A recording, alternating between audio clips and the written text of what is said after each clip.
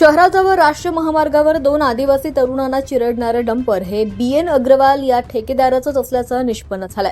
या प्रकरणी चालकावर गुन्हा दाखल करण्यात आलाय। या संदर्भातील वृत्त असं आहे की दिनांक 12 मे 2026 रोजी रात्री 11:15 वाजण्याच्या दरम्यान BN अग्रवाल यांच्या मालकीचं 1862 या क्रमांकाचं डंपर सुसाट वेगाने येत असताना या चालकानं दुचाकीला धडक दिली।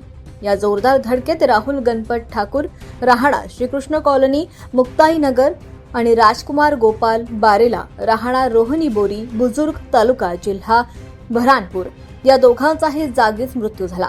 या दोन्ही आदिवासी तरुणांचा मृत्यू डंपरच्या धडकेत झाल्यानंतर देखील सदर चालकाच्या विरोधात काहीही कार्यवाही करण्यात आली नाही। यामुळे मैताच्या आप्तांनी आंदोलन केलं। या आंदोलनात आमदार चंद्रकांत पाटील यांनी प्रशासनाला कानपिचका देत गुन्हा दाखल केल्याची मागणी केली। यानंतर अखेर खूप तासांनी काल रात्री उशिरा BN अग्रवाल ठेकेदाराच्या मालकीच्या डंपरवरील चालकाच्या विरोधात गुन्हा दाखल करण्यात आलाय। या चालकाच्या विरोधात BNSच्या कलम 106(1), 282, 324(4) तसंच मोटार वाहन कायदा कलम 184 आणि 143(ब) अन्वये गुन्हा दाखल करण्यात आलाय।